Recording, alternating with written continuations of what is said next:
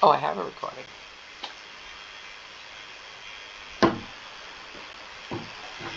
There we go. You got something? I don't know. So I don't know if this is working. So we'll see. Um, the homework is case number 2 on page 537, right, of your textbook, and it's about permanent disability and trying to calculate the value of someone's lost wages, right? So you have to fill out that lovely spreadsheet at the bottom, which there should be a copy of the spreadsheet in your in the assignment, okay? But they give you up front, they give you all of the data you need. Here's everything. Here's the actual situation of his loss of wages. And then there's all his demographic information. And then this is the chart of longevity from the government. And you need to fill out this. Okay, so the simplicity of this, all right? So his wages, when he was injured, he was 40 years old. He was making $125,000. His health care that was paid for was $15,000, and that was his vital statistic number, which is pulled from the table. Okay, so first year he'll be 41. His wages, they're going to rise by 3.5%. Okay, so that's the new wages.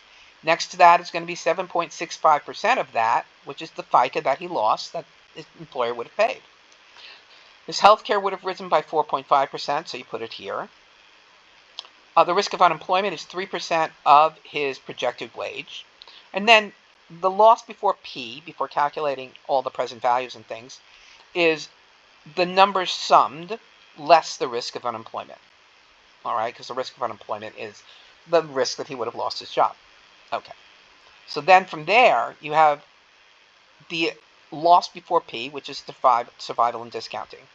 And then we're going to do his statistic that comes off the little chart that's right above. And then the probability of survival,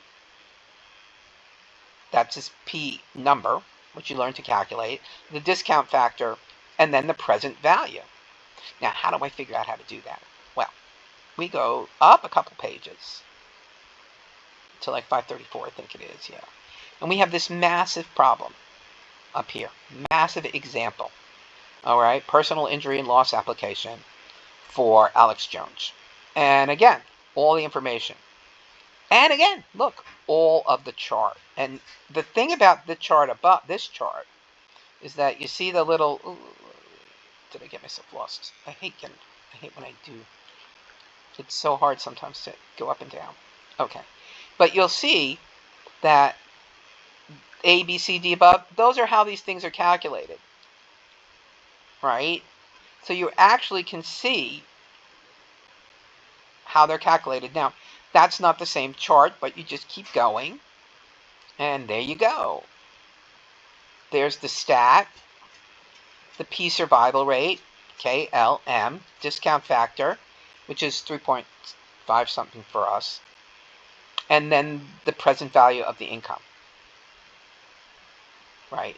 So as we go out further, the present value gets lower, right? Because it's less likely that it would have had it. But you have to figure it out. I want you to figure out P, M, and N. Now, if you go below that, there's the footnotes that tell you how P, M, and N are actually calculated, right? P is from the chart, so,